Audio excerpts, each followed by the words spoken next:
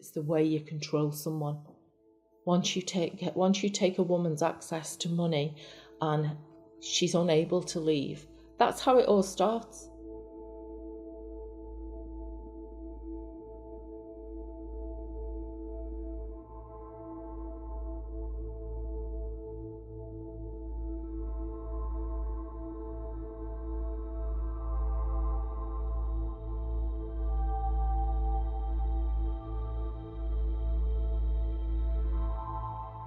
So economic abuse is about one partner becoming dependent on the other, and that's stopping them from making choices. So they don't have the economic resources they need to leave, be that money, access to transportation, or somewhere to live.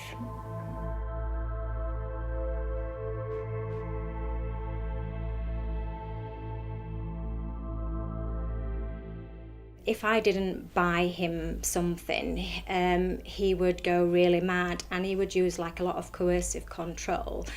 So I would be subjected to, verbal interrogations. Why weren't I going to buy him a certain gift? And if I didn't buy it him, these verbal interrogations could last for hours. I weren't allowed to actually sit down, get a drink, go to the bathroom. I had to stand there for literally hours while he circled around me.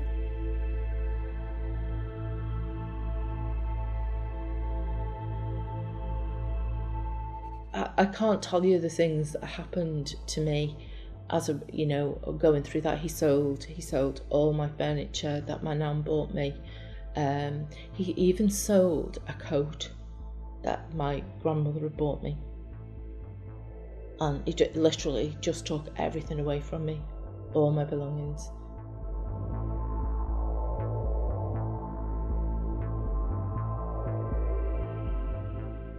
I used to say to him, I'm not going to survive you, I have to leave you.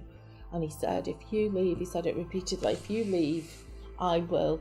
First thing he said was, I will have your children taken, but they're his children as well. I'll have your children taken away. And he did make malicious allegations about me to social services, which were thrown out.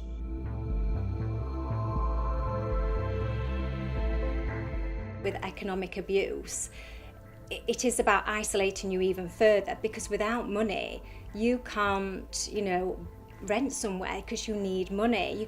You need money for food, for your bills, to buy medicine. So you literally are stuck in that situation. And I think as well, they're trying to limit you from ever leaving. And just before I left, he seemed to increase his spending spree even more so by taking even more of my money. And when I did leave, like I said, I was in debt. I got no savings. I got nothing at all. Surviving economic abuse was looking for economic abuse to be criminalised. So in some ways we're disappointed by the bill because it doesn't contain that provision. At the same time, the new statutory definition introduced by the bill does recognise economic abuse. So that's a positive thing, because it means that people like the police will have to take economic abuse seriously now. I think what they need to look at is it's got to be something that practically and actively works for, victims, and there needs to be many changes, and they need to actually, have in the domestic abuse bill and recognising economic abuse is actually, abuse and it's criminal. And I think by doing that, they can help and support the victims, because at the moment it's supporting the perpetrators. They need to stop this so that we can actually move on with our lives.